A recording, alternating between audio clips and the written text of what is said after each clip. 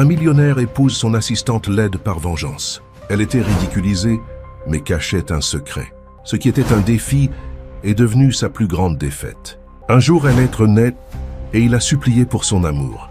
Si cette histoire vous a intéressé, n'oubliez pas de vous abonner à notre chaîne et de nous dire de quelle ville vous nous regardez. Nous continuerons. Alexandre Bonnet se tenait devant la fenêtre du sol au plafond de son bureau, au dernier étage, sa silhouette se découpant nettement sur la toile de fond du panorama parisien. Ses doigts se resserrèrent autour du verre en cristal de scotch, seul signe visible de la rage qui couvait sous son costume Dior parfaitement taillé. Le souvenir de l'humiliation de la veille au gala du Louvre se rejouait en boucle dans son esprit, chaque répétition attisant le feu de son orgueil blessé. « J'ai entendu dire qu'il fallait vous féliciter, Bonnet », avait lancé Marc Stern, assez fort pour que toute la salle l'entende. « Encore des fiançailles ratées? Ça doit faire, quoi, la 3e cette année?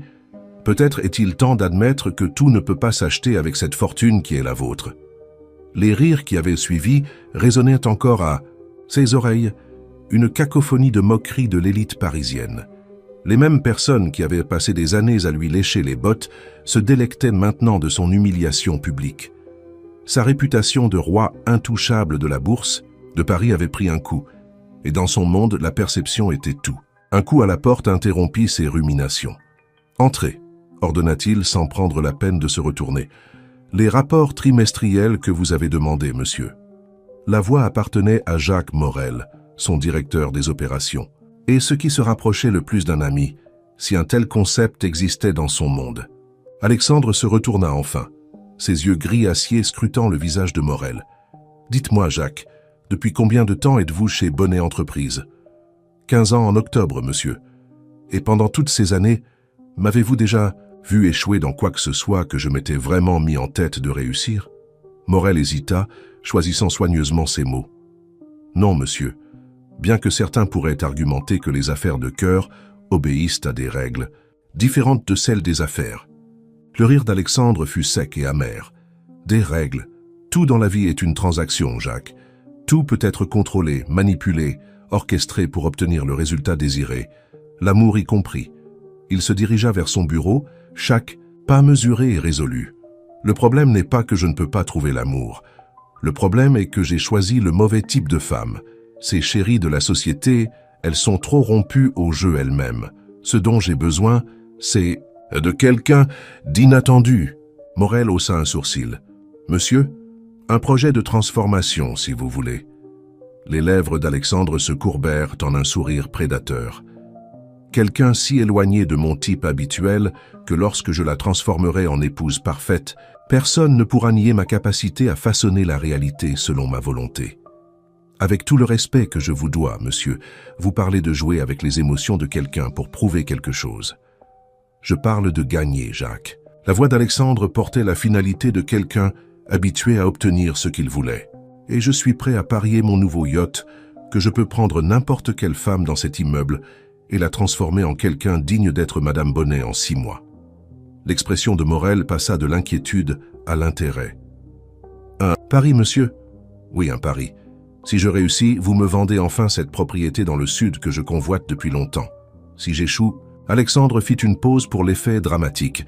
Je vous fais PDG de notre division européenne. Les enjeux étaient astronomiquement élevés, exactement comme Alexandre aimait jouer. Morel sembla réfléchir un moment avant qu'une lueur n'apparaisse dans ses yeux. « Je connais la candidate parfaite, monsieur, Sophie Chen de la comptabilité. Elle est avec nous depuis 3 ans. Compétente, mais complètement invisible, le genre de personne que vos yeux auraient normalement ignoré. » Alexandre se dirigea vers son ordinateur et ouvrit la base de données des employés. La photographie qui apparut sur son écran faillit le faire rire. Sophie Chen était l'incarnation de l'ordinaire. Des lunettes à monture noire banale, des vêtements informes et un sourire nerveux qui suggérait qu'elle aurait préféré être n'importe où ailleurs que devant un appareil photo. « Parfait, déclara-t-il. Le contrat sera simple. Je la transforme en ma femme en 6 mois, je maintiens le mariage pendant une période respectable, puis j'orchestre un divorce qui laisse ma réputation non seulement intacte, mais renforcée. Le mari dévoué qui a fait de son mieux, mais qui n'a tout simplement pas pu faire fonctionner les choses. » Morel hocha lentement la tête. « Et ses sentiments dans tout ça ? Alexandre balaya l'air de la main avec dédain. Elle obtiendra un règlement généreux, évidemment. Plus d'argent que quelqu'un comme elle ne pourrait en gagner en une vie. Au final, tout le monde y gagne. Dois-je demander au service juridique de préparer les documents pour notre pari? Pas de papier. Cela reste entre nous. Je n'ai pas besoin que quiconque remette en question mes méthodes. Alexandre se retourna vers la fenêtre, déjà en train d'élaborer sa stratégie. Faites-la transférer pour qu'elle devienne mon assistante personnelle à partir de demain. Voyons comment la souris se débrouille lorsqu'elle est lâchée dans la fosse aux serpents. Alors que Morel quittait le bureau, Alexandre s'autorisa un sourire satisfait. Ce serait son chef-d'œuvre, la preuve ultime que tout, même l'amour, pouvait être orchestré avec la bonne approche. Sophie Chen n'avait aucune idée qu'elle allait devenir la pièce centrale de son jeu de rédemption. Ce qu'il ne remarqua pas, c'était le léger sourire narquois qui passa sur les lèvres de Morel lorsque la porte se referma derrière lui, ni le message rapide qu'il envoya dès qu'il fut hors de vue. Le jeu est lancé, il a mordu à l'hameçon. Sophie Chen était assise à son modeste box, organisant méthodiquement les dossiers dont elle aurait besoin pour son nouveau poste. Ses doigts bougeaient avec précision sur le clavier, chaque frappe délibérée et réfléchie. Pour n'importe quel observateur, elle semblait n'être qu'un autre rouage dans la machine de l'entreprise, exactement comme elle le voulait. Ce que personne chez Bonnet Entreprise ne savait, c'était que derrière ses lunettes à monture épaisse se cachaient des yeux suffisamment vifs pour saisir chaque détail, chaque incohérence dans les chiffres qu'elle suivait discrètement, depuis des mois. Son apparence insignifiante était son plus grand atout, lui permettant de se déplacer dans les couloirs de l'entreprise comme un fantôme, invisible aux yeux des acteurs de pouvoir qui ne prenaient jamais la peine de regarder 2 fois la discrète fille asiatique de la comptabilité. L'email annonçant son transfert au bureau du PDG était arrivé ce matin-là. Pour ses collègues, cela semblait être un remaniement aléatoire de l'entreprise. Pour Sophie, c'était l'opportunité qu'elle attendait. Devine qui monte en grade? Lucie des ressources humaines s'appuya contre le mur de son box, un air de commérage dans le regard. Même si je dois te prévenir, travailler directement pour Alexandre Bonnet. Disons simplement qu'il y a une raison pour laquelle ses assistantes ne durent jamais plus de quelques mois. Sophie ajusta ses lunettes, un geste qui était devenu partie intégrante de son personnage soigneusement construit. Je suis sûr que tout ira bien, je suis douée pour rester organisée. Lucie rit. Oh ma chérie, l'organisation est le cadet de tes soucis avec lui. Cet homme est une bête dans des vêtements de créateur. J'ai entendu dire qu'il a fait pleurer sa dernière assistante, rien qu'en la regardant. Je ne pleure pas facilement, répondit Sophie, sa voix délibérément douce. Eh bien, rappelle-toi simplement, si ça devient trop dur, il y a toujours une place pour toi en comptabilité. Lucie tapota son épaule avec sympathie avant de s'éloigner. Une fois seule, Sophie s'autorisa un petit sourire. S'il savait seulement que la véritable bête n'était pas l'homme dans le bureau d'angle, mais tout le système qu'il représentait.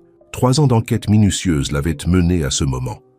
Les schémas dans les transactions internationales de l'entreprise, les subtiles divergences dans les portefeuilles d'investissement, les mystérieuses sociétés écrans, toutes les pièces d'un puzzle qu'elle était enfin sur le point de résoudre. Son téléphone vibra avec un message « La cible a mordu à l'hameçon. L'opération est lancée. Sois prudente, Chen. Ce n'est pas n'importe quelle cible. » Sophie effaça immédiatement le message, son expression inchangée. Elle savait exactement qui était Alexandre Bonnet. Elle l'avait étudié pendant des mois avant de prendre ce poste. Chaque article, chaque interview, chaque morceau de ragot sur ses relations ratées. L'homme était brillant en affaires, mais terrible en amour, une combinaison qui le rendait à la fois dangereux et vulnérable. Se levant, elle rassembla ses affaires et se dirigea vers les toilettes. Une fois dans une cabine, elle sortit un petit carnet de son sac à main noir ordinaire. D'une écriture précise, elle ajouta la date du jour et une seule ligne. Phase 1 terminée. Début de l'observation. Direct. Elle connaissait les risques. Se rapprocher d'Alexandre Bonnet signifiait entrer dans l'orbite d'un homme qui traitait les gens comme des investissements, des actifs à acquérir, à maximiser et à jeter quand ils ne servaient plus leur but. Mais Sophie avait passé des années à construire sa couverture, à façonner une identité si banale qu'elle en était presque invisible. Se regardant dans le miroir, elle étudia son reflet. Les lunettes, les vêtements informes, la façon prudente dont elle se tenait, tout cela conçu pour détourner l'attention. Pourtant, sous tout cela se trouvait une femme qui avait obtenu son diplôme en tête de sa promotion à l'école polytechnique, qui avait passé des années à travailler dans le renseignement financier, qui pouvait rivaliser avec le génie de Bonnet à chaque étape. « Il est temps de rencontrer la bête », murmura-t-elle pour elle-même, lissant son blazer banal. Alors qu'elle se dirigeait vers l'ascenseur de direction, ses pas mesurés et discrets, Sophie s'autorisa à apprécier l'ironie de la situation. Bonnet pensait être le prédateur, mais il n'avait aucune idée qu'il allait s'en mêler avec quelqu'un qui le chassait depuis le début. Les portes de l'ascenseur s'ouvrirent sur l'étage de la direction, tout en acier et en verre et en pouvoir. Sophie prit une profonde inspiration, canalisant chaque once de la comptable timide qu'elle était censée être. Le jeu allait commencer, et elle avait l'intention de jouer son rôle à la perfection. Ce à quoi elle ne s'attendait pas, c'était la façon dont son cœur manqua un battement lorsqu'elle le vit en personne pour la première fois, debout près de la fenêtre de son bureau comme un Midas des temps modernes observant son royaume. Pendant une fraction de seconde, leurs yeux se croisèrent dans le reflet du verre, et quelque chose d'électrique passa entre eux, un courant de reconnaissance peut-être, ou un avertissement que ce jeu pourrait être plus dangereux que l'un, ou l'autre ne l'avait anticipé. Alexandre Bonnet se vantait de pouvoir lire les gens instantanément. C'était une compétence qui lui avait fait gagner des milliards dans les négociations. Pourtant, quelque chose dans le comportement de Sophie, Chen le laissait mal à l'aise. Elle était son assistante depuis une semaine maintenant, et son efficacité était irréprochable, son comportement impeccable. Mais il y avait quelque chose de décalé. « Votre café, monsieur Bonnet, » dit-elle, plaçant la tasse parfaitement, préparée sur son bureau. Pas de main tremblante, pas de bégaiement nerveux comme ses précédentes assistantes. Juste une compétence calme. « Asseyez-vous, mademoiselle Chen. » Il fit un geste vers la chaise en face de son bureau. « Nous devrions discuter de votre rôle ici de manière plus approfondie. » Elle s'installa dans la chaise avec une grâce inattendue, sa posture parfaite malgré sa tenue délibérément peu à la mode. « Bien sûr, monsieur Bonnet. Quels aspects de ma performance souhaitez-vous aborder ?» Alexandre se pencha en arrière, l'étudiant. Les lunettes qu'elle portait étaient légèrement trop grandes pour son visage, presque comme si elles avaient été choisies spécifiquement pour cacher ses traits. Ses vêtements, bien que propres et repassés, semblaient calculés pour être oubliables. « Vous êtes chez Bonnet Entreprises depuis 3 ans, n'est-ce pas ?» demanda-t-il, bien qu'il connaisse son dossier par cœur. « Oui, monsieur, au département comptabilité. »« Et pendant tout ce temps, vous n'avez jamais cherché à progresser, jamais essayé de gravir les échelons de l'entreprise. » Il laissa une pointe de condescendance s'infiltrer dans sa voix, testant sa réaction. « Je préfère laisser mon travail parler pour moi, monsieur Bonnet. » C'était encore là, ce quelque chose de subtil dans son ton qui ne correspondait pas tout, fait à son apparence discrète, comme une fausse note dans une symphonie par ailleurs parfaite. « Votre travail par le volume, » dit-il avec douceur, se levant pour contourner son bureau. « Mais dans ce poste, l'apparence compte autant que la compétence. Vous me représenterez lors de réunions de haut niveau, assisterez à des événements sociaux. » Il s'arrêta à côté de sa chaise, notant qu'elle ne se recroquevillait pas, devant sa proximité comme la plupart l'auraient fait. « La question est, mademoiselle Chen, êtes-vous prête pour une telle transformation ?» Sophie ajusta ses lunettes, le mouvement attirant son attention sur ses mains. Des doigts élégants, remarqua-t-il, avec des ongles courts et pratiques.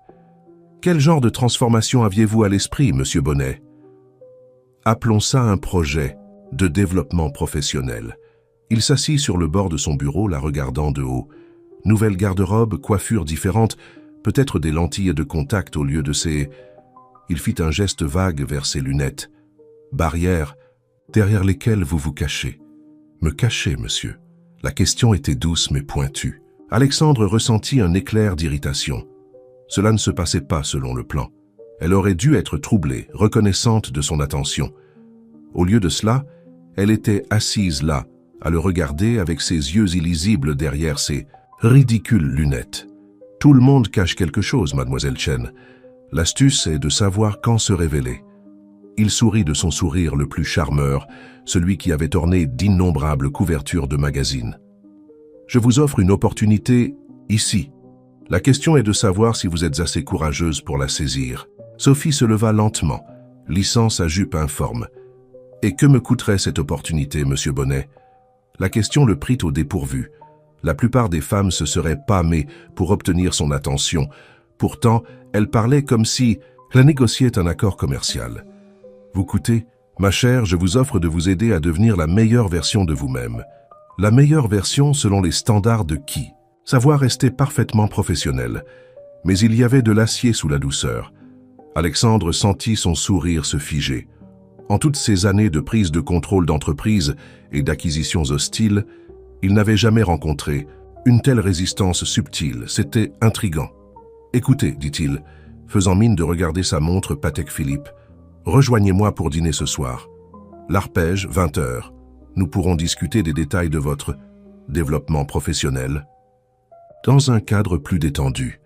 Il s'attendait à de l'hésitation, peut-être même à un refus timide. Au lieu de cela, elle hocha la tête une fois, de manière décisive. « Très bien, monsieur Bonnet.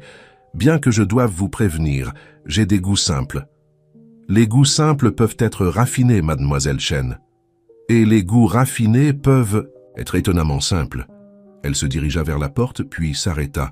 « Ce sera tout, monsieur. » Alexandre la congédia d'un geste, soudain désireux d'être seul avec ses pensées.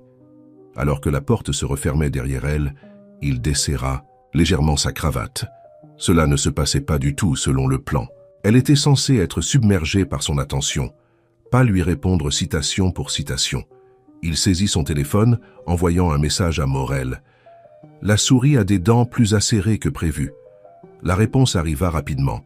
« Vous avez des doutes sur le pari ?» La mâchoire d'Alexandre se crispa. « Jamais. Je réalise simplement que cela pourrait être plus intéressant que prévu. » Il se dirigea vers sa fenêtre, observant la ville en contrebas. Quelque chose à propos de Sophie Chen le tracassait, comme un problème de mathématiques avec une solution insaisissable. Elle était une énigme, et s'il y avait une chose qu'Alexandre Bonnet ne pouvait pas résister, c'était un défi stimulant. Ce qu'il ne remarqua pas, c'était Sophie dans son box tapant soigneusement un message crypté sur un deuxième téléphone caché dans le tiroir de son bureau. Premier dîner ce soir. Le sujet montre des signes de curiosité plutôt que de simple conquête. Je procède avec prudence. Envoyez l'équipe de surveillance habituelle. Elle jeta un coup d'œil à son reflet dans l'écran de son ordinateur, calculant mentalement comment jouer la soirée à venir. L'astuce ne serait pas de paraître peu sophistiqué. Ce serait de s'assurer que de minuscules aperçus de sophistication s'échappent de sa façade soigneusement construite, juste assez pour le garder intrigué. Le jeu évoluait, devenant plus complexe que ce que l'un ou l'autre avait initialement prévu. Et quelque part dans le bâtiment, Jacques Morel observait les pièces se déplacer sur l'échiquier, un sourire satisfait jouant sur ses lèvres. La douce lumière de l'arpège projetait des ombres intimes sur la nappe blanche, alors que Sophie était assise en face d'Alexandre Bonnet. Elle était arrivée exactement à l'heure, portant toujours ses vêtements de travail, un choix délibéré qui la faisait ressortir parmi les convives, vêtue de créateur comme un moineau parmi des pans. « La carte des vins, monsieur ?» Le sommelier présenta une tablette à Alexandre, qui y jeta à peine un coup d'œil avant de commander une bouteille de Château Lafite Rothschild, 1982. « Je ne bois pas de vin, » dit doucement Sophie, juste au moment où il finissait de commander. Les yeux d'Alexandre se fixèrent sur son visage. « Pardon ? J'ai dit que je ne bois pas de vin. De l'eau sera parfaite pour moi. » Elle maintint le contact visuel, son expression plaisante mais impassible. Le sommelier regarda avec incertitude entre eux. Alexandre sentit un muscle tressaillir dans sa mâchoire, la première fois depuis des années que quelqu'un contredisait l'un de ses ordres en public. « Peut-être que madame préférerait un cocktail », suggéra diplomatiquement le sommelier.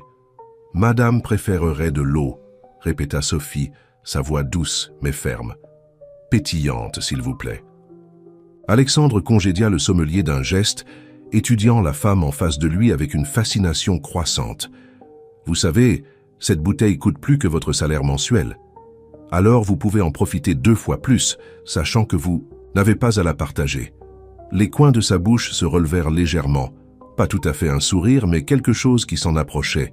Il se surprit à rire malgré son irritation. « Vous n'êtes pas ce à quoi je m'attendais, mademoiselle Chen. À quoi vous attendiez-vous, monsieur Bonnet? Une comptable timide, trop impressionnée pour aligner 2 mots? Quelque chose comme ça, admit-il, surpris par sa propre honnêteté. Les entrées arrivèrent, du caviar pour lui, une simple soupe pour elle.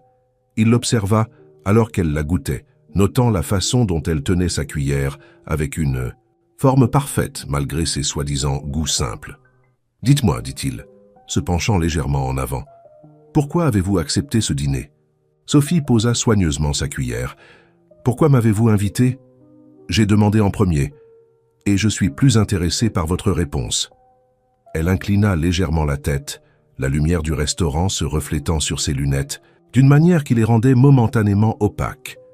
Alexandre ressentit un frisson familier, le même qu'il obtenait avant de conclure une affaire particulièrement difficile.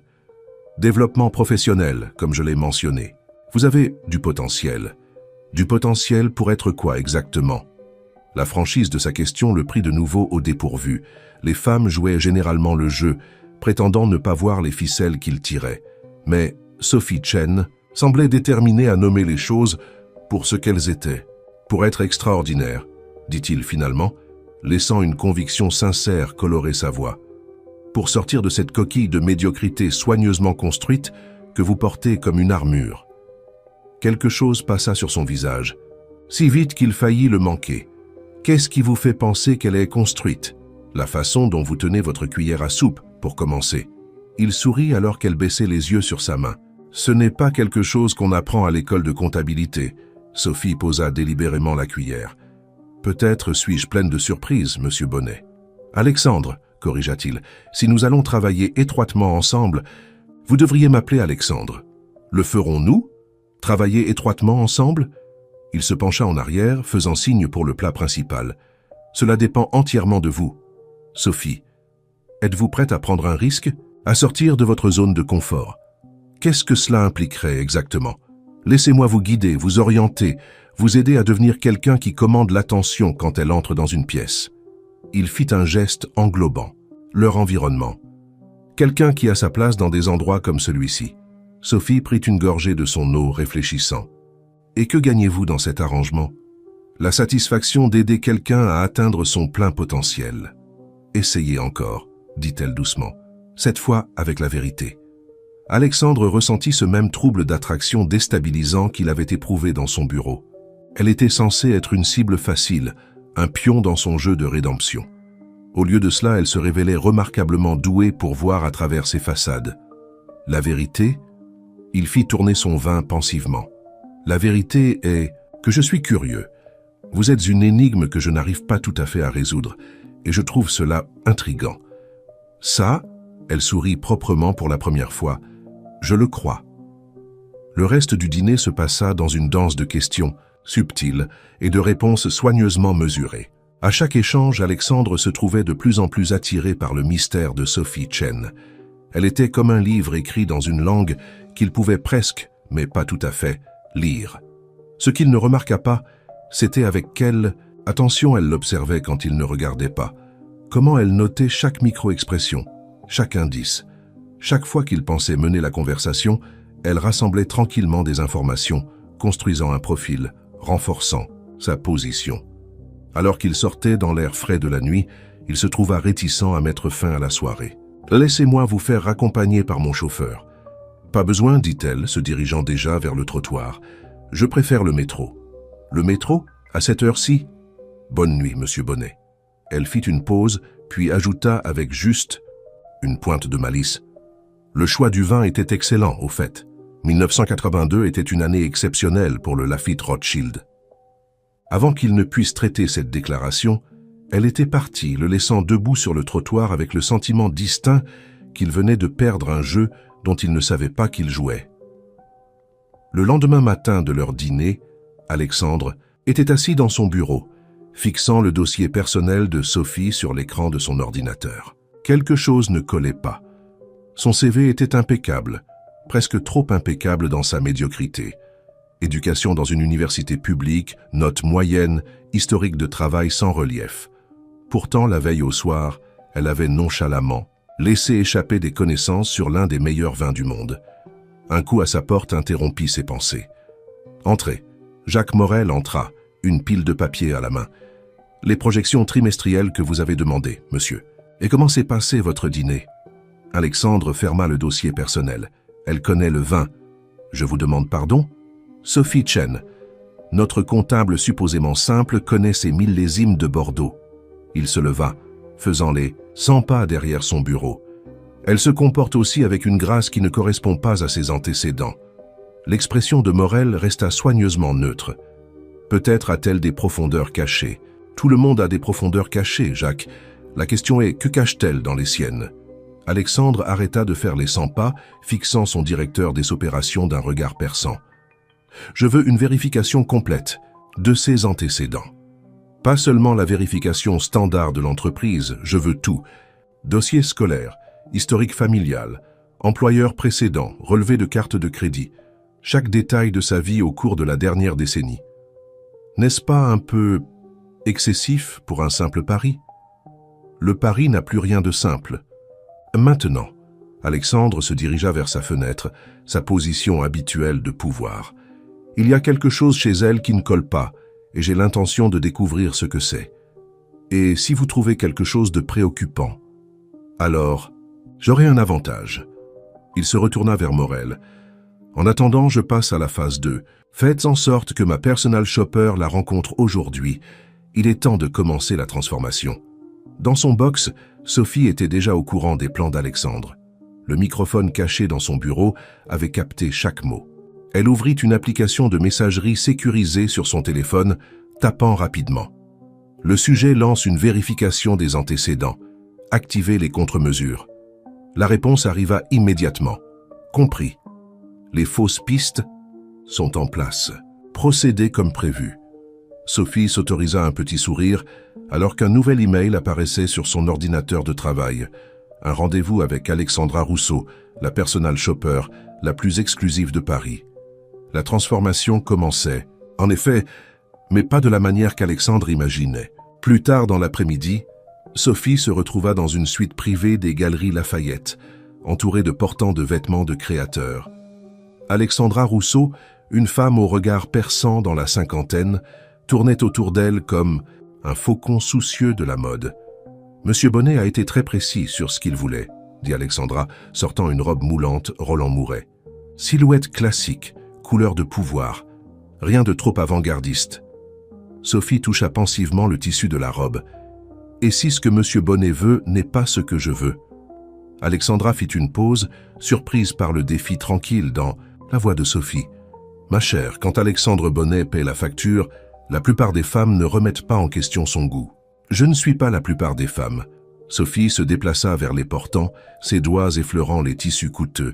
« Dites-moi, Alexandra, combien de ces précédents projets avez-vous habillé ?» L'hésitation de la personal shopper fut brève mais révélatrice. « Je ne suis pas en mesure de discuter d'autres clients. » « Bien sûr que non. » Sophie sélectionna une robe, Chanel, vintage, dans une nuance subtile de gris. « Mais vous connaissez son schéma, n'est-ce pas? La façon dont il essaie de façonner les femmes selon son idéal. » Le sourire professionnel d'Alexandra se fissura légèrement. « Je fournis simplement la garde-robe qu'il demande, et je suggère simplement quelques modifications à ses demandes. » Sophie tint la robe Chanel. Celle-ci, par exemple, assez classique pour lui plaire, assez subtile pour suggérer que je trouve encore ma voix, mais avec des détails qui laissent entrevoir quelque chose de plus. Vous semblez avoir beaucoup réfléchi à cela. Sophie soutint fermement le regard de la femme plus âgée. Je réfléchis beaucoup à tout, Alexandra. C'est pourquoi j'ai survécu si longtemps en comptabilité. Quelque chose passa entre les deux femmes, un moment de compréhension qui transcendait leur rôle prescrit dans le jeu d'Alexandre. Alexandra hocha lentement la tête, puis commença à tirer différentes pièces des portants. « Si nous allons faire cela à votre façon, dit-elle, alors faisons-le correctement. » À la fin de la séance, Sophie avait une nouvelle garde-robe qui marchait parfaitement sur la ligne, entre transformation et authenticité. Rien de trop dramatique, rien qui soulèverait les soupçons d'Alexandre. Juste assez de changements pour le garder intéressé, pour lui faire croire que son plan fonctionnait. De retour au bureau, Alexandre devenait de plus en plus frustré par son enquête. Chaque piste sur le passé de Sophie Chen s'avérait parfaitement, trop parfaitement. C'était comme suivre une piste de miettes de pain qui menait exactement là où elle était censée mener, ce qui le faisait encore moins lui faire confiance. « Monsieur, Sa secrétaire l'interrompit par l'interphone. Mademoiselle Chen est revenue des Galeries Lafayette. Voulez-vous la voir? Alexandre appuya sur le bouton de l'interphone. Faites-la entrer. La porte s'ouvrit et pendant un moment, il oublia de respirer. Sophie se tenait là dans l'une de ses nouvelles tenues, une robe grise parfaitement ajustée qui réussissait d'une manière ou d'une autre à être à la fois modeste et captivante. Ses cheveux étaient coiffés simplement mais élégamment, et bien qu'elle portât toujours ses lunettes, elle semblait maintenant accentuer plutôt que cacher ses traits. « J'espère que la séance de shopping a été fructueuse, » parvint-il à dire, gardant sa voix neutre. « Très, » répondit-elle, lui tendant les reçus, bien que je craigne de ne pas avoir tout à fait suivi toutes les suggestions d'Alexandra. Je peux le voir. Il l'étudia attentivement. La transformation était subtile. Quiconque ne savait pas quoi chercher remarquerait à peine le changement. Mais Alexandre remarquait tout, et ce qu'il voyait le satisfaisait et le déstabilisait à la fois. « Ce sera tout, monsieur Bonnet ?»« Dîner » dit-il brusquement. « Demain soir, il y a un gala de charité au musée du Louvre. Considérez cela comme votre premier test. » Sophie ajusta ses lunettes, et pendant un moment, il aurait pu jurer avoir vu de l'amusement dans ses yeux. « Comme vous voulez, monsieur. Bien que je doive vous prévenir, je pourrais encore préférer l'eau au champagne. » Alors qu'elle quittait son bureau, Alexandre se surprit à desserrer sa cravate. Le jeu changeait, évoluant vers quelque chose qu'il n'avait pas anticipé. Il était censé être celui qui contrôlait pourtant. Avec chaque mouvement qu'il faisait, il se sentait de moins en moins certain de sa position. Dans l'ascenseur, Sophie envoya un autre message crypté. Phase 2 se déroule comme prévu. Le sujet montre un intérêt et une suspicion accrue, exactement comme prédit. Le musée du Louvre brillait comme un joyau contre le ciel nocturne, alors que l'élite parisienne se rassemblait pour le gala annuel de la Fondation. Alexandre Bonnet se tenait en haut du grand escalier, vérifiant sa montre pour la 3e fois en 10 minutes. Sophie était en retard, quelque chose qui n'était jamais arrivé au cours de leur semaine de travail ensemble. Nerveux, mon vieil ami? Jacques Morel apparut à ses côtés, une coupe de champagne à la main. Ce n'est pas votre genre. Pas du tout, railla Alexandre, bien que ses yeux ne quittent pas l'entrée. Je me demande simplement si notre petit projet a froid aux pieds. Ou peut-être fait-elle une entrée, médita Morel, hochant la tête vers le bas des escaliers. Alexandre se retourna, et le monde sembla s'arrêter pendant un battement de cœur. Sophie Chen montait les escaliers dans une robe Chanel vintage qui semblait couler comme de l'eau autour d'elle. Ses lunettes avaient disparu, remplacées par un maquillage subtil qui mettait en valeur ses yeux en amande.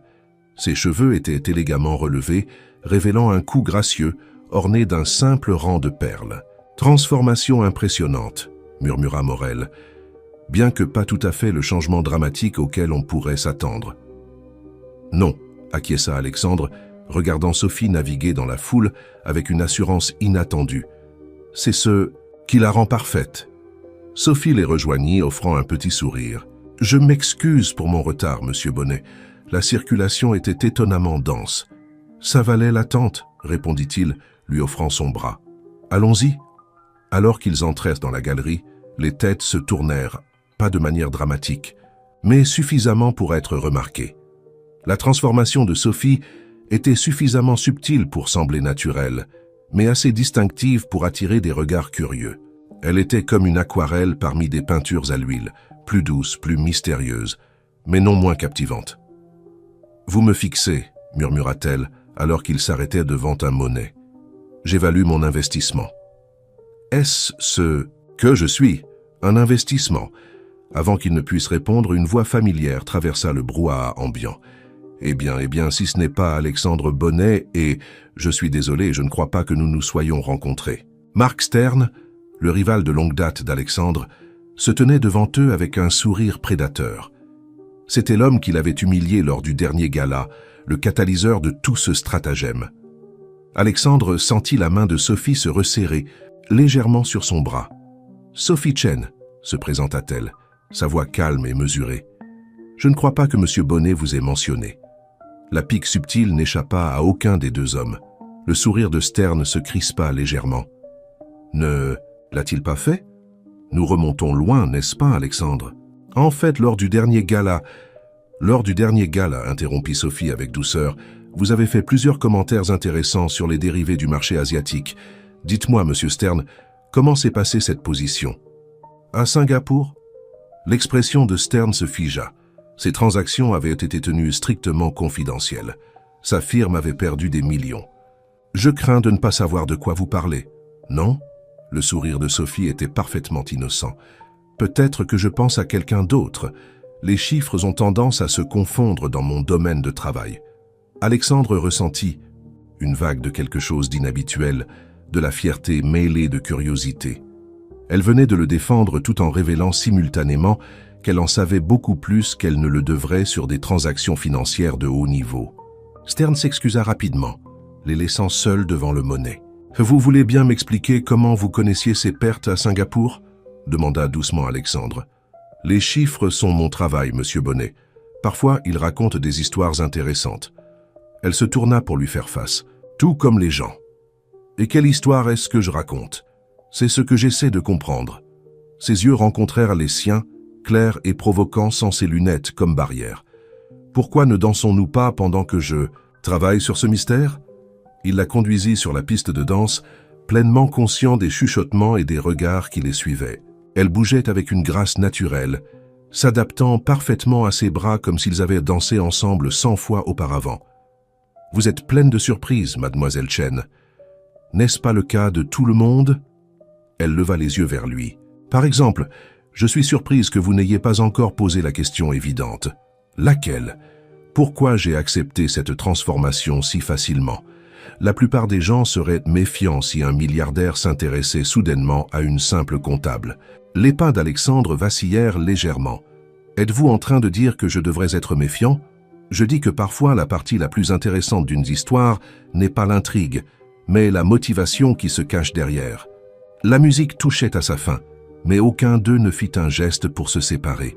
« Pourquoi m'avez-vous vraiment choisi, monsieur Bonnet ?» Pour la première fois depuis des années, Alexandre Bonnet se retrouva sans voix. La femme dans ses bras était à la fois le résultat parfait de son projet de transformation et quelque chose de totalement inattendu. Chaque réponse qu'il pouvait donner semblait être un pas sur un terrain incertain. « Peut-être, dit-il finalement, que je suis encore en train de le comprendre moi-même. » Le sourire de Sophie contenait des secrets qu'il commençait à désespérément vouloir découvrir. « Alors je vous suggère de le comprendre rapidement, parce que je ne suis pas la seule à être transformée par cet arrangement. » Elle s'éloigna alors que la musique se terminait, le laissant seul sur la piste de danse. Alors qu'elle se déplaçait, dans la foule, il remarqua à quel point elle attirait naturellement l'attention maintenant. Non pas avec éclat ou drame, mais avec une confiance tranquille qui donnait envie aux gens de regarder 2 fois. Morel apparut de nouveau à ses côtés. « Développement intéressant, » commenta-t-il. « Elle ne suit pas tout à fait le script, n'est-ce pas ?»« Non, » acquiesça Alexandre, observant Sophie charmer un groupe de membres du conseil d'administration avec une grâce apparemment sans effort. Elle écrit le sien. Ce qu'aucun des 2 hommes ne remarqua, c'était la brève rencontre de Sophie avec un serveur dans un coin tranquille, lui passant une petite clé USB contenant les conversations enregistrées de la soirée, y compris plusieurs discussions révélatrices entre certains membres du conseil d'administration qui avaient trop bu de champagne. Le jeu devenait plus complexe à chaque mouvement, et personne n'était tout à fait sûr de qui était réellement aux commandes désormais. 3 semaines après le gala, Alexandre Bonnet se retrouva dans une position inhabituelle, distrait. Ses yeux ne cessaient de dériver vers le bureau de Sophie à l'extérieur de son bureau, observant comment elle gérait son empire avec une grâce qui semblait plus innée qu'apprise. « Les documents de la fusion Thomson ont besoin de votre signature », dit-elle entrant dans son bureau avec une pile de papier. Elle avait pris l'habitude de porter des lentilles de contact la plupart du temps maintenant. Et sans la barrière de ses lunettes, ses yeux étaient déconcertamment directs. « Des points d'alerte ?» demanda-t-il, acceptant le dossier. La page 47 contient un langage préoccupant concernant la distribution des actifs. J'ai mis en évidence les sections pertinentes et ajouté mon analyse dans les marges. Alexandre tourna à la page, parcourant ses annotations soignées. Ses observations financières étaient d'une précision redoutable, soulignant des implications subtiles qu'il avait presque manquées. Ce sont d'excellentes observations. C'est pour cela que vous m'avez engagé, n'est-ce pas? Il y avait encore ce léger sourire, celui qui semblait suggérer un amusement privé. Entre autres raisons, il l'étudia par-dessus les documents. Joignez-vous à moi pour le déjeuner. Ce n'était pas une question, mais Sophie ne semblait pas décontenancée par son ton autoritaire. J'ai des projets, en fait. Annulez-les. Non. Elle soutint son regard fermement. Mon temps en dehors des heures de bureau m'appartient, monsieur Bonnet. Le refus lui procura un frisson inattendu. Tout le monde dans son monde lui disait oui. Employés, partenaires commerciaux, femmes. Sa capacité constante à le refuser tout, en restant parfaitement professionnelle, était exaspérante et intrigante. Dîner alors, ce soir. Vous demandez ou vous ordonnez? Cela ferait-il une différence? Sophie rassembla les documents signés, ses mouvements délibérés. Oui, cela en ferait une. La différence entre un ordre et une demande est la différence entre le contrôle et la connexion. Alexandre se pencha en arrière dans son fauteuil, véritablement curieux maintenant. De la philosophie de la part de mon assistante? Une observation de quelqu'un qui vous regarde essayer très fort de maintenir le contrôle. Elle s'arrêta à la porte. Demandez-moi correctement et je pourrais dire oui. Il se surprit à sourire malgré sa frustration. Ça, mademoiselle Chen, me feriez-vous l'honneur de vous joindre à moi pour dîner ce soir? Oui, monsieur Bonnet, je le ferai. Elle quitta son bureau avant qu'il ne puisse répondre, le parfum subtil de son parfum flottant dans l'air. Plus tard dans la journée, Morel entra dans le bureau d'Alexandre sans s'annoncer. Les résultats de la vérification des antécédents sont arrivés. Alexandre prit l'épais dossier, parcourant le contenu avec une frustration croissante. Tout était parfait, trop parfait.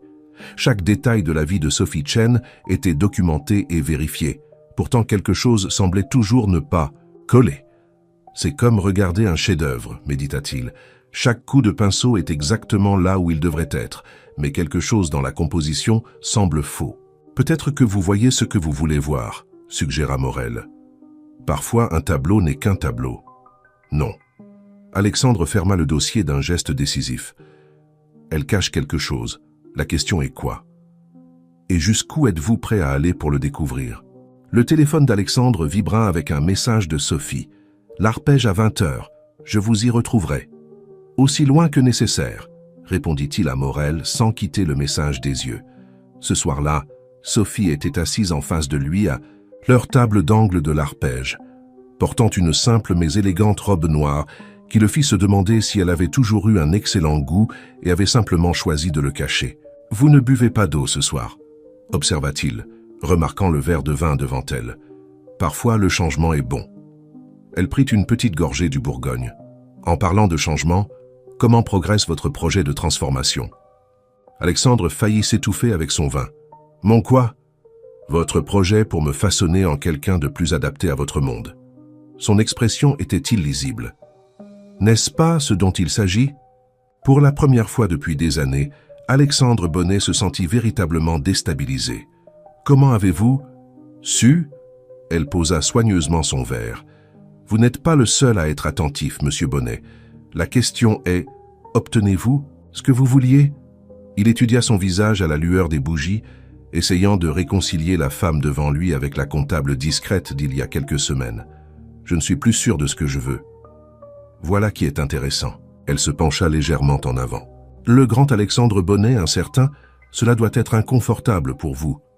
Vous n'avez aucune idée de ce avec quoi vous jouez, avertit-il, sa voix basse. Vraiment? Elle tendit la main à travers la table, ses doigts effleurant sa main si légèrement qu'il aurait pu l'imaginer. Peut-être que c'est vous qui ne comprenez pas le jeu.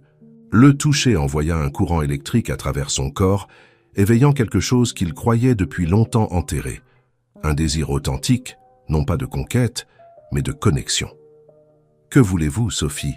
demanda-t-il, sa voix plus rauque que prévu. « La vérité serait un bon début. » La vérité à propos de quoi? Tout. Elle retira sa main, laissant sa peau brûler là où elle l'avait touchée. Pourquoi vous m'avez choisi, ce que vous recherchez vraiment? Pourquoi vous êtes si désespéré de prouver quelque chose au monde? Alexandre se sentit exposé, vulnérable d'une manière qu'il n'avait pas expérimentée depuis l'enfance. Vous franchissez des lignes dangereuses, mademoiselle Chen. Les lignes existent pour être franchies, monsieur Bonnet. La question est, Êtes-vous assez courageux pour les franchir avec moi ?» À ce moment, en regardant dans ses yeux à travers la table, éclairée aux chandelles, Alexandre réalisa qu'il tombait dans un piège de sa propre fabrication. La femme qu'il avait choisie pour manipuler était en train de démanteler systématiquement chaque mur qu'il avait construit autour de lui. Ce qu'il ne savait pas, c'était que Sophie envoyait un autre message crypté sous la table. Le sujet montre une vulnérabilité émotionnelle. Phase 3 prête à être initiée. Le jeu évoluait, devenant quelque chose que ni l'un ni l'autre n'avait pleinement anticipé. Et quelque part dans la ville, plusieurs joueurs déplaçaient leurs pièces en position pour le prochain acte de cette danse élaborée. Sophie était assise dans son appartement tard cette nuit-là. Sa tenue sophistiquée du dîner remplacée par un pyjama confortable, ses lentilles de contact échangées contre ses anciennes lunettes. De multiples écrans l'entouraient, affichant des données financières, des images de surveillance et des communications cryptées. La cible devient émotionnellement investie, tapa-t-elle dans un canal sécurisé. Mais quelque chose ne va pas. Les schémas financiers ne correspondent pas à nos renseignements initiaux. La réponse arriva rapidement. Expliquez. Sophie ouvrit une série de transactions qu'elle suivait. Les mouvements d'argent suggèrent que Bonnet n'est pas le cerveau. Il est utilisé possiblement par quelqu'un plus proche de lui. Morel, impossible de confirmer pour l'instant. Besoin de plus de temps. Elle se pencha en arrière, se frottant les yeux fatigués. L'opération avait semblé simple au début. S'infiltrer chez Bonnet Entreprise, rassembler des preuves de corruption financière, faire tomber un autre criminel en col blanc. Mais quelque chose avait changé, pas seulement dans l'affaire mais en elle. Son téléphone vibra avec un message d'Alexandre. « Vous avez laissé votre écharpe dans ma voiture. » Sophie sourit malgré elle. Elle n'avait pas laissé l'écharpe. Par accident, c'était un vieux truc de renseignement, laisser une raison pour un futur contact. Ce qui l'a surpris, c'était la rapidité avec laquelle il avait tendu la main. « Gardez-la », répondit-elle par texto. « Elle va avec vos yeux. » Ça, réponse arriva immédiatement. « Dînez avec moi demain. » Elle fixa le message, son entraînement luttant contre le battement inhabituel dans sa poitrine. « Vous vous attachez à votre projet, monsieur Bonnet ? » « Je m'attache à vous. » La simple honnêteté de sa réponse l'a pris au dépourvu. Ce n'était pas dans le manuel. Rien de tout cela ne l'était. Ni la façon dont son cœur s'accélérait quand il la regardait, ni le rire sincère qu'il avait surpris d'elle au dîner, ni l'électricité qu'elle avait ressentie quand leurs mains s'étaient touchées. Territoire. Dangereux, murmura-t-elle pour elle-même. Son ordinateur portable émit une alerte. Morel accédait à des fichiers restreints sur le serveur de l'entreprise. Elle le regarda télécharger des documents relatifs à des comptes offshore, puis envoyer un email crypté à une adresse qu'elle essayait de tracer depuis des mois. « Trouvez quelque chose ?» tapa-t-elle à ses gestionnaires. « Morel rencontre quelqu'un demain. Je demande un renfort de surveillance. Accordé. Mais n'oubliez pas votre mission principale. Bonnet doit être impliqué. » Les doigts de Sophie hésitèrent au-dessus du clavier. Les preuves qu'elle avait rassemblées peignaient une image différente de celle à laquelle il s'attendait. Alexandre n'orchestrait pas la fraude. Il en était la victime désignée. Morel et Stern travaillaient ensemble, le préparant pour une chute catastrophique. Elle ferma son ordinateur portable, se déplaçant vers la fenêtre de son modeste appartement. Les lumières de la ville se brouillèrent, alors qu'elle se souvenait de la vulnérabilité dans les yeux d'Alexandre au dîner, de la façon dont ces murs soigneusement construits avaient commencé à se fissurer. Son téléphone vibra à nouveau. Est-ce un nom pour le dîner? Sophie appuya son front contre la vitre froide, sachant qu'elle était à un carrefour. Sa mission exigeait qu'elle se rapproche de lui, qu'elle rassemble plus de preuves. Son cœur l'avertissait que se rapprocher était exactement ce qu'elle ne pouvait pas se permettre de faire. « Oui, » tapa-t-elle finalement, « mais je choisis l'endroit cette fois. » De l'autre côté de la ville, Alexandre était assis dans son penthouse, fixant sa réponse avec une sensation inhabituelle dans la poitrine. Le pari avec Morel semblait lointain maintenant, presque oublié. Sophie Chen était devenue quelque chose de plus qu'un projet. Elle devenait une obsession. Il ouvrit à nouveau les résultats de la vérification des antécédents, cherchant quelque chose qu'il aurait pu manquer. Son histoire de vie était parfaite, méthodique, fabriquée. Cette pensée le taraudait, mais pour la première fois, il se surprit à espérer avoir tort. « Vous tombez amoureux d'elle ?» Les mots de Morel plus tôt dans la journée résonnaient dans son esprit. « Ne soyez pas absurde, avait-il répondu. C'est une affaire. Laisse, parce que vous avez passé plus de temps à analyser ses antécédents que les documents de la fusion Thomson. » Alexandre se déplaça vers son mur de fenêtre, la ville s'étendant devant lui comme un tapis d'étoiles. Le pari avait été simple, transformer Sophie Chen en l'épouse parfaite, prouver son pouvoir sur l'amour lui-même. Au lieu de cela, elle le transformait, brisant ses défenses avec chaque mot mesuré, chaque refus prudent, chaque aperçu du mystère derrière ses yeux.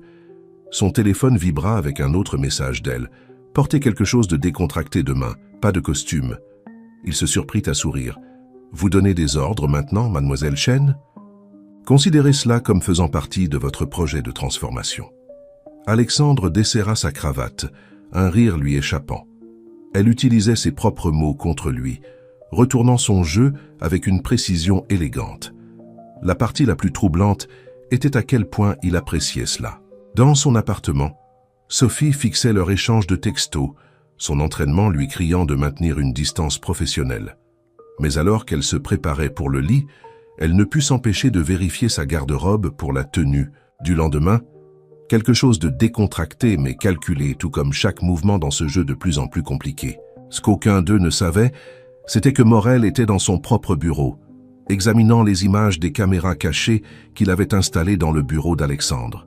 « Le sujet est compromis », tapa-t-il à Stern. « Passez à la phase 2. La chute sera spectaculaire. » Les pièces bougeaient plus rapidement maintenant, le jeu devenant plus dangereux à chaque jour qui passait. Les cœurs et les chiffres s'entremêlaient désespérément, et quelque part dans l'obscurité, des ombres se rassemblaient pour la tempête à venir. Le dîner décontracté que Sophie avait prévu s'avéra être dans un petit restaurant de ramen dans le Marais, le genre d'endroit où Alexandre Bonnet n'aurait pas été pris mort il y a un mois. Pourtant, il était assis là, son costume sur mesure, remplacé par un jean de designer et un pull en cachemire, regardant Sophie savourer ses nouilles avec un plaisir non dissimulé. « Vous me fixez encore », dit-elle, sans lever les yeux de son bol. « Vous êtes différente ici, observa-t-il, plus réelle. Peut-être que c'est la vraie moi. » Elle leva les yeux, ses yeux pétillants. Ou peut-être que les deux versions sont réelles. Les gens peuvent contenir des multitudes, monsieur Bonnet. « Alexandre, » corrigea-t-il, « je pense que nous avons dépassé les formalités. »« Vraiment ?» Elle posa ses baguettes. « Que faisons-nous exactement ici, Alexandre ?» La question resta suspendue entre eux, lourde d'implications non dites. Avant qu'il ne puisse répondre, son téléphone vibra avec un message urgent de Morel. Réunion. D'urgence du conseil d'administration, convoqué pour demain matin. Stern fait son mouvement. L'expression d'Alexandre s'assombrit. Sophie le remarqua immédiatement. De mauvaises nouvelles ? Rien que je ne puisse gérer. Il essaya de l'écarter, mais elle tendit la main à travers la table, posant sa main sur la sienne. « Laissez-moi vous aider, » dit-elle doucement. « C'est pour ça que je suis là, n'est-ce pas ?» Le double sens de ces mots le fit faire une pause. Pourquoi était-elle là? Le pari avec Morel semblait maintenant un rêve lointain, éclipsé par l'énigme assise en face de lui. Mark Stern essaie d'orchestrer une prise de contrôle hostile, se surprit-il à dire.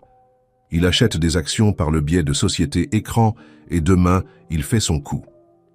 L'expression de Sophie resta soigneusement neutre, mais son esprit tournait à toute vitesse.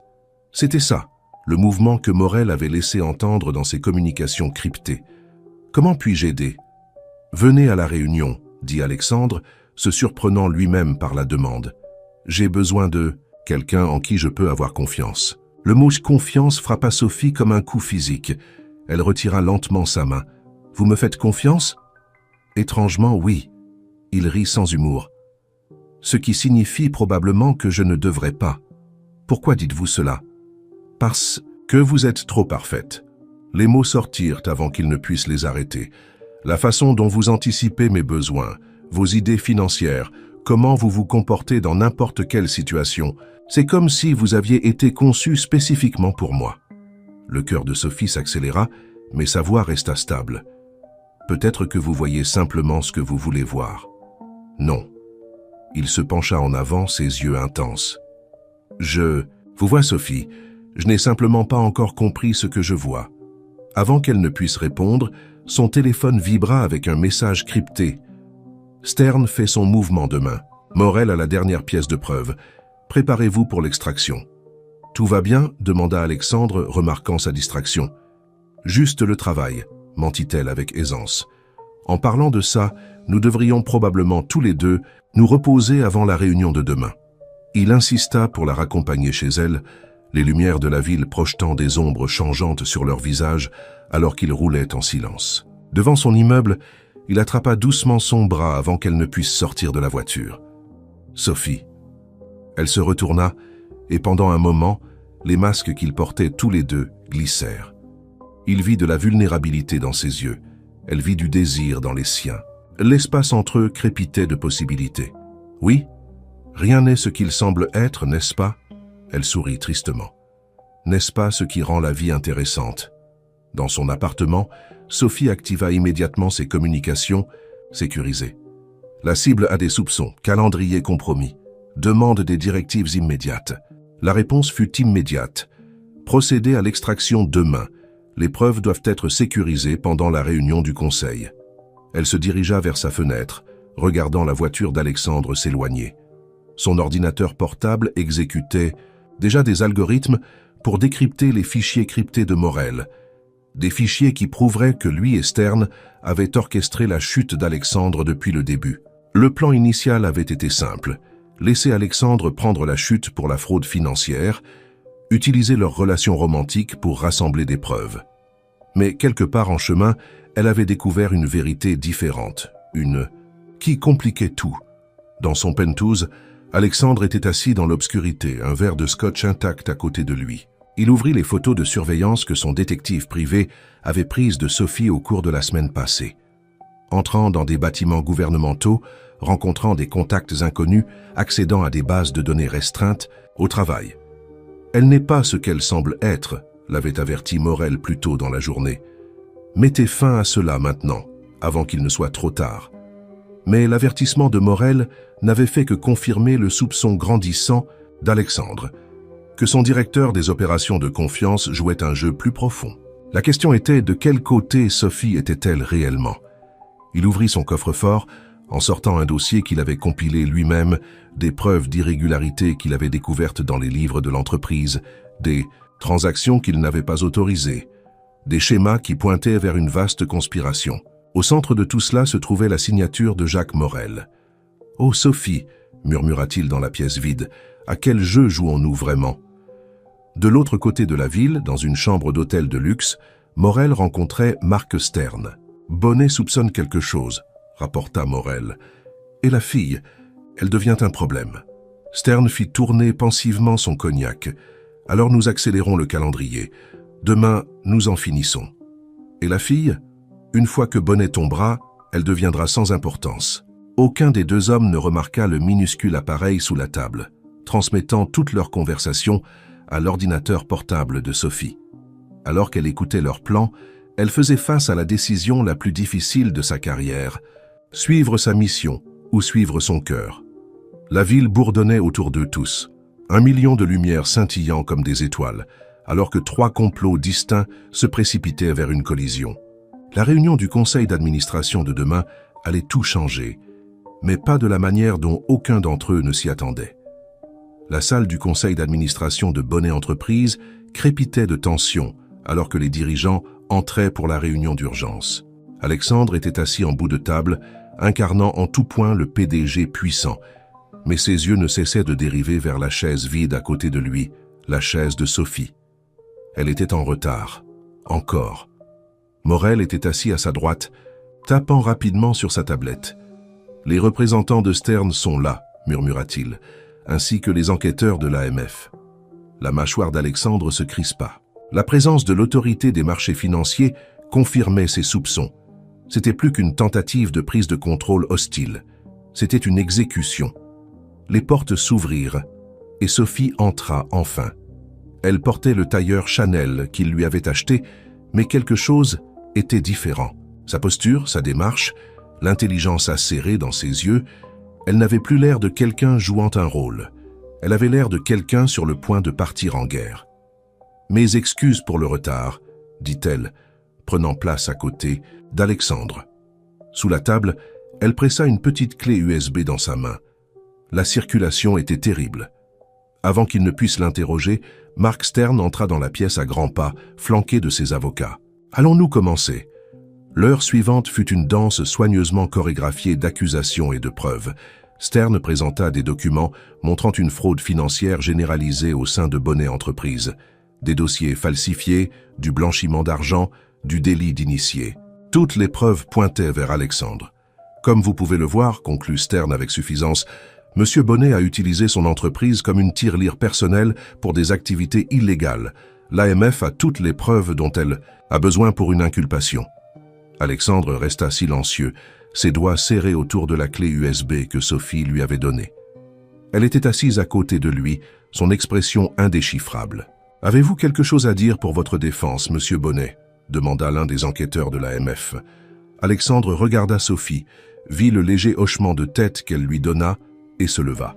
« En fait, oui, mais d'abord, j'aimerais demander à mon directeur des opérations, Monsieur Morel, à propos de ses récentes réunions avec Monsieur Stern au Four Seasons. » Le visage de Morel pâlit légèrement. « Je ne sais pas de quoi vous parlez. »« Non ?» Sophie prit la parole, sa voix portant une autorité qui fit se tourner tout le monde vers elle. Peut-être que ces enregistrements vous rafraîchiront la mémoire. Elle ouvrit son ordinateur portable et soudain la pièce fut remplie de la voix de Morel. « Bonnet soupçonne quelque chose. Demain, nous en finissons. » La voix de Stern suivit. « Une fois que Bonnet tombera, elle deviendra sans importance. » La salle du conseil explosa dans le chaos. Morel bondit sur ses pieds, mais la sécurité se déplaçait déjà.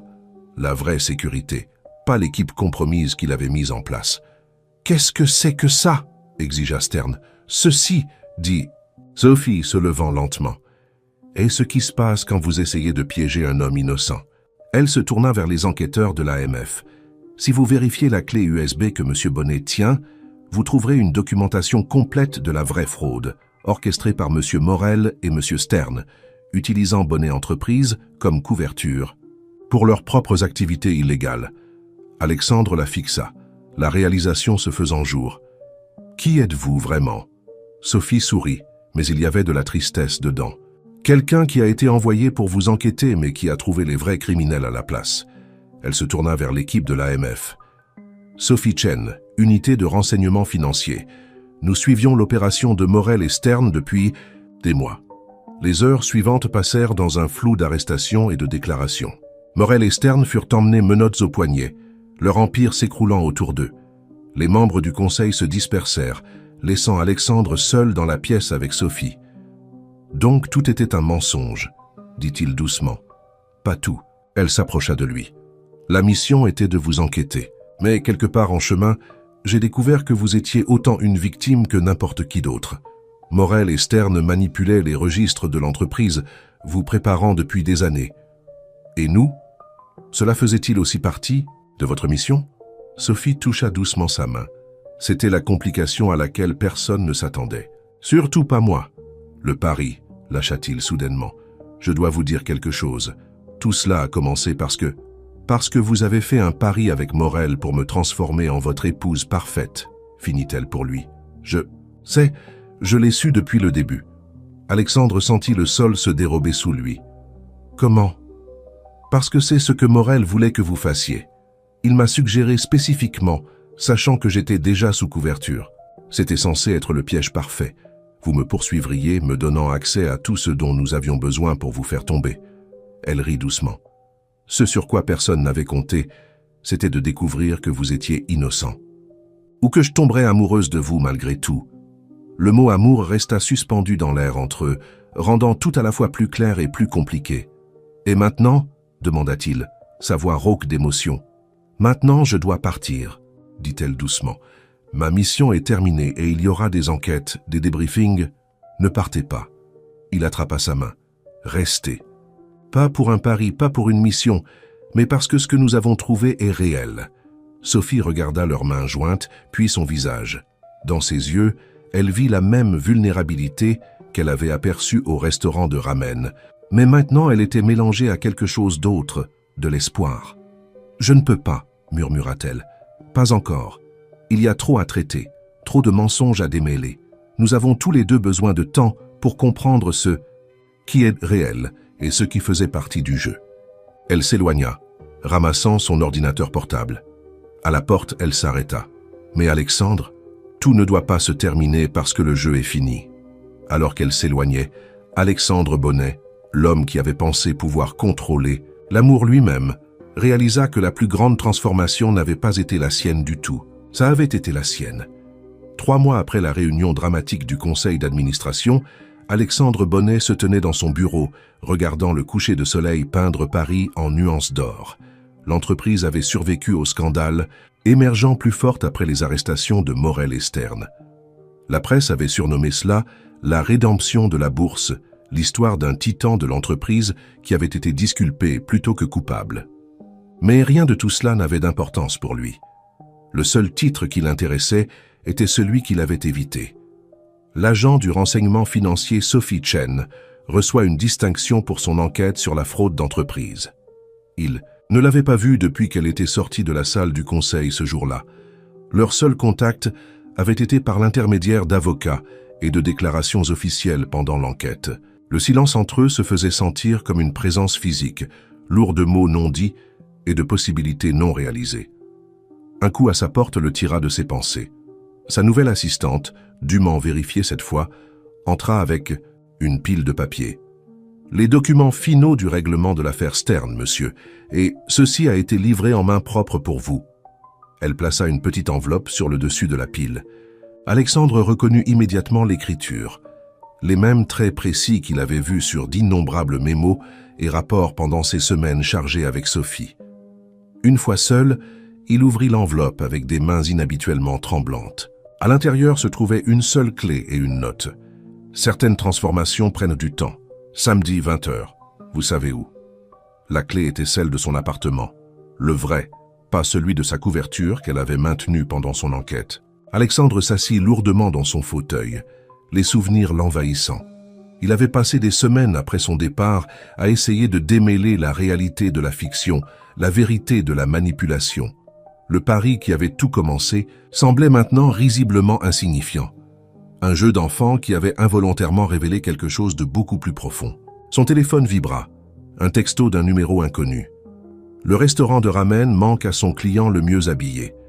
Malgré lui, Alexandre sourit. C'était le premier contact direct qu'elle avait initié depuis son départ. Il tapa en retour « Leur perte, je suis passé au sushi. » Menteur. La simple réponse le fit rire tout haut. Comment cela était-il arrivé? Comment la femme qu'il avait choisi de manipuler était-elle devenue la seule personne capable de voir à travers? Chaque façade qu'il construisait, il ouvrit les photos de surveillance de son enquête sur elle. Pas celles que son détective privé avait prises, mais celles qu'il avait rassemblées lui-même dans les semaines après son départ. Le vrai CV de Sophie Chen était impressionnant. Diplômée major de sa promotion de l'école polytechnique, première de sa classe à l'école nationale supérieure de la police, enquêtrice décorée des crimes financiers. La femme qu'il avait écartée comme une simple comptable avait été plus accomplie que quiconque dans son cercle social. Un autre texto arriva. « Arrêtez de regarder mon dossier. » Alexandre sursauta, regardant autour de son bureau avant de taper. « Comment saviez-vous ?»« Parce que je vous connais, samedi 20h, ne soyez pas en retard. » Il se leva, se dirigeant vers sa salle de bain privée pour ajuster sa cravate, un geste nerveux qu'il pensait avoir abandonné des années auparavant. L'homme dans le miroir semblait différent de celui qui avait fait ce pari arrogant avec Morel. Ses yeux étaient plus doux, la posture rigide de ses épaules plus détendue. Sa nouvelle assistante l'appela par l'interphone. « Monsieur, le conseil demande des nouvelles sur les plans d'expansion du marché asiatique. »« Dites-leur que c'est en suspens, » répondit-il. « Je réévalue nos priorités. » C'était vrai à plus d'un titre. Les 3 derniers mois l'avaient forcé à examiner tout ce qu'il pensait savoir sur le succès, le contrôle et plus important encore, l'amour. Dans son bureau de l'autre côté de la ville, Sophie Chen était assise à son bureau, entourée de distinctions et de nouveaux dossiers. Ses collègues avaient célébré son infiltration réussie de Bonnet Entreprises comme un chef-d'œuvre du travail sous couverture. Aucun d'entre eux ne connaissait la vraie histoire. comment elle était entrée à la recherche d'un criminel et avait trouvé à la place un homme qui valait la peine d'être sauvé. Elle toucha l'écran de son ordinateur, ouvrant le flux de surveillance du bureau d'Alexandre. Un dernier accès non autorisé, une dernière chance de le voir avant samedi. Il se tenait de nouveau à sa fenêtre, mais sa posture était différente, moins rigide, plus contemplative. La cible montre des changements comportementaux significatifs, tapa-t-elle dans son rapport final. Recommandation, affaire classée, aucune surveillance supplémentaire nécessaire. La réponse de son superviseur fut immédiate. Excellent travail, Chen, mais officieusement. Êtes-vous sûr de cela? L'implication personnelle avec une ancienne cible est contre le protocole.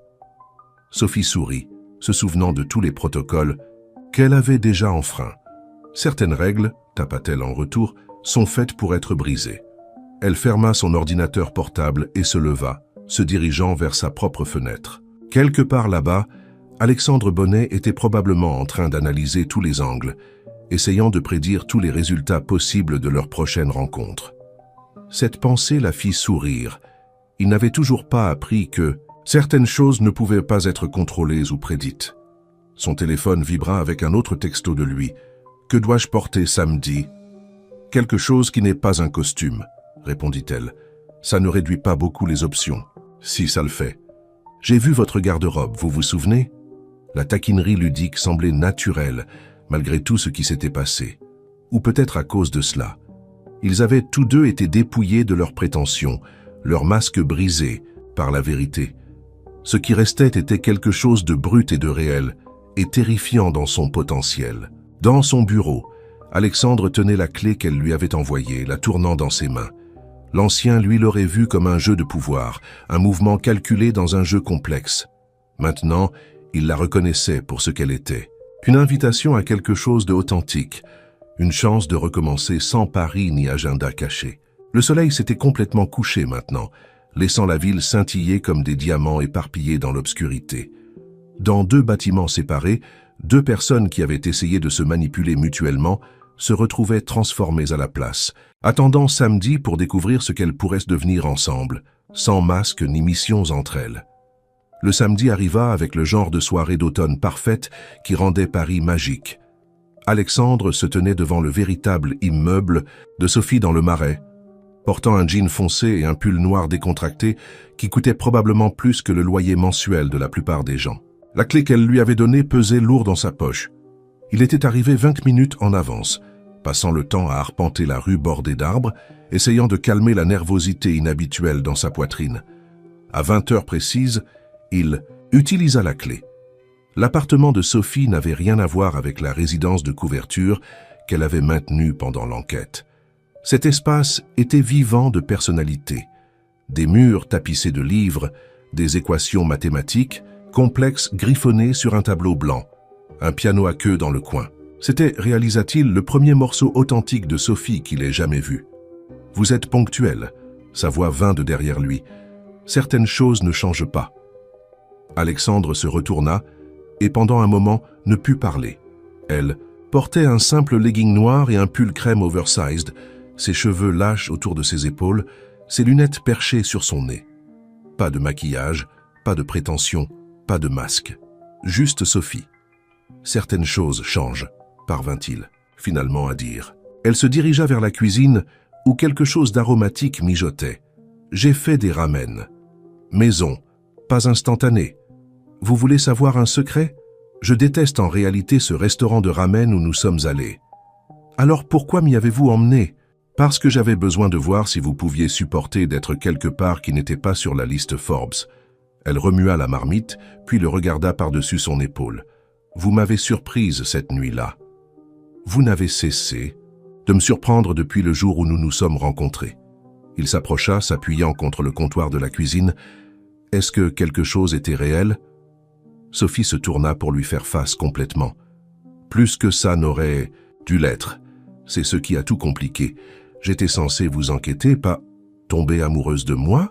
Il compléta la phrase qu'elle avait laissée en suspens. « Oui. » Son honnêteté était désarmante, bien que je me sois battu contre ça à chaque étape. « Moi aussi. » Alexandre passa une main dans ses cheveux, un geste qui aurait été Impensable dans son ancienne vie. J'ai fait ce stupide pari en pensant que je pouvais contrôler l'amour, le manipuler comme tout le reste dans ma vie. Au lieu de cela, il vous a manipulé? Il y avait une pointe d'amusement dans sa voix. Il m'a transformé, corrigea-t-il. Vous m'avez transformé. Sophie s'approcha, assez près pour qu'il puisse sentir le léger parfum floral de son shampoing. Le grand Alexandre Bonnet admettant qu'il a été transformé. Ça doit être douloureux pour votre ego. Mon ego a pris de pires coups récemment. Il tendit la main, replaçant une mèche de cheveux derrière son oreille. Découvrir que la femme que j'essayais de manipuler était en fait un agent sous couverture manquait tant. C'était un sacré coup. Elle rit, le son authentique et chaleureux. Découvrir que la cible que j'enquêtais était en fait innocente et que je tombais amoureuse de lui, ce n'était pas génial pour ma réputation professionnelle non plus. Ils restèrent dans un silence confortable pendant un moment, les ramen mijotant derrière eux, les lumières de la ville scintillant à travers ses fenêtres. « Alors que fait-on maintenant » demanda-t-il finalement. « Maintenant, nous mangeons le dîner. » Elle se retourna vers la cuisinière. « Et puis peut-être que nous parlons de recommencer à zéro. Pas de pari, pas d'enquête, pas d'agenda, caché. Juste nous, juste nous. » Elle lui tendit un bol de ramen fumant. « Vous pensez pouvoir gérer ça, monsieur Bonnet ?»« Alexandre, corrigea-t-il doucement. « Et je suis prêt à essayer si vous l'êtes. » Ils se déplacèrent vers sa petite table à manger, l'intimité du moment plus puissante que n'importe lequel de leurs dîners élaborés dans des restaurants 5 étoiles ne l'avait été. « J'ai des conditions, » dit Sophie, séparant ses baguettes. « Premièrement, plus d'essayer de nous changer l'un l'autre. J'aime mes lunettes et je les garde. Elles vous vont bien, admit-il. Quoi d'autre? Plus de jeu. Si ça doit marcher, nous devons être honnêtes l'un envers l'autre, complètement honnêtes. » Alexandre hocha lentement la tête. « J'ai une condition aussi. »« Oh !» »« Apprenez-moi à faire des ramen. C'est meilleur que n'importe quelle version de restaurant que j'ai eue. » Le rire de Sophie résonna dans l'appartement, et Alexandre sentit quelque chose dans sa poitrine s'épanouir. C'était ce qui avait manqué dans sa vie, pas le pouvoir, pas le contrôle, mais une connexion authentique. « Marché conclu, » dit-elle, tendant la main à travers la table pour prendre la sienne. « Bien que je doive vous prévenir, mes cours de cuisine sont encore plus exigeants que mes enquêtes sous couverture. Je pense que je peux gérer ça, » dit-il, serrant doucement sa main. « J'apprends que certaines choses valent l'effort. » Dehors, la ville continuait sa danse sans fin de lumières et d'ombres. Mais dans l'appartement de Sophie, 2 personnes qui avaient commencé comme prédateurs et proies, manipulateurs et cibles, se retrouvaient transformées en quelque chose d'entièrement différent, des partenaires au sens le plus vrai du terme. Les ramen refroidirent tandis qu'ils parlaient toute la nuit, partageant des vérités au lieu de tactiques, des espoirs au lieu d'agenda caché. Et quelque part dans cette obscurité honnête, l'amour, un vrai amour, pas le genre sur lequel on pouvait parier ou qu'on pouvait manipuler, commença à s'épanouir. Un an plus tard, Alexandre Bonnet se tenait au même endroit où cette histoire avait commencé, à la fenêtre de son bureau surplombant Paris. Mais cette fois, il n'était pas seul. « Vous admirez votre royaume ?» le taquina Sophie, entrant dans le bureau sans frapper. Elle portait toujours ses lunettes, mais maintenant c'étaient des montures de créateur qui complétaient son visage plutôt que de le cacher. Sa tenue s'était élégante mais confortable, son propre style, pas un choisi pour plaire à quelqu'un d'autre. « Notre royaume », corrigea-t-il, se tournant pour lui faire face. « Le Conseil a approuvé votre nomination au poste de directrice des risques ce matin. À l'unanimité, je pourrais ajouter. À cause de mes qualifications, j'espère, pas parce que je sors avec le PDG. » Alexandre sourit, se rappelant à quel point ils avaient parcouru du chemin. « Étant donné que vous avez sauvé l'entreprise d'un énorme système de fraude et que vous avez ensuite révolutionné notre département de conformité, je dirais que vous êtes surqualifié. » Sophie vint se tenir à côté de lui, à la fenêtre, leurs épaules se touchant. « C'est étrange d'être de retour ici. Parfois, je m'attends encore à voir Morel passer cette porte. Il ne passera aucune porte avant un bon moment. » Le procès de Morel et Stern s'était terminé par de longues peines de prison. Leur plan élaboré pour détruire Bonnet Entreprise entièrement exposé. « Vous y pensez parfois ?» demanda doucement Sophie. « Au pari qui a tout commencé ?» Alexandre se tourna vers elle, observant le visage qu'il avait appris à aimer dans toutes ses expressions, pensive, amusée, provocante, tendre. Je pense à quel point il a spectaculairement échoué. Vraiment? Elle haussa un sourcil. Vous vouliez transformer quelqu'un en partenaire parfait. Vous ne réalisiez simplement pas que c'était vous qui aviez besoin d'être transformé.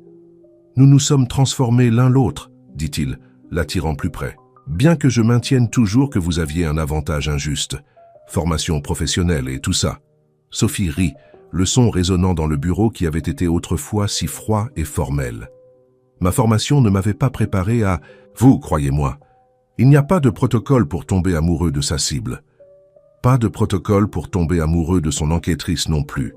Il déposa un baiser sur sa tempe. Prête pour le dîner? Ce petit restaurant de ramen que vous détestez est toujours ouvert. En fait, dit-elle, ses yeux pétillants, je pensais qu'on pourrait essayer quelque chose de différent. Vous vous souvenez de ce pari que vous avez fait à propos de transformer quelqu'un? Comment pourrais-je l'oublier? Eh bien, j'ai un nouveau pari pour vous. Elle sortit 2 tabliers de son sac. Je parie que vous ne pouvez pas maîtriser la recette secrète de ramen de ma grand-mère en moins de 6 mois. Alexandre regarda les tabliers, puis le sourire. Un malicieux sur son visage. Quels sont les enjeux? Si vous réussissez, je vous laisserai enfin m'acheter cette voiture de sport ridicule dont vous n'arrêtez pas de parler. Et si j'échoue? L'expression de Sophie s'adoucit. Si vous échouez, vous devrez m'épouser quand même. Le monde sembla s'arrêter un moment. Sophie Chen, dit lentement Alexandre, venez-vous juste de me demander en mariage à travers un pari? J'ai pensé que c'était poétique. Elle ajusta ses lunettes dans ce geste familier qu'il avait appris à aimer. Boucler la boucle et tout ça, à moins que vous ne préfériez quelque chose de plus traditionnel. Au lieu de répondre, il l'embrassa, déversant tout l'amour, la gratitude et la joie de l'année passée dans ce baiser. Quand ils se séparèrent enfin, tous deux légèrement essoufflés, il appuya son front contre le sien.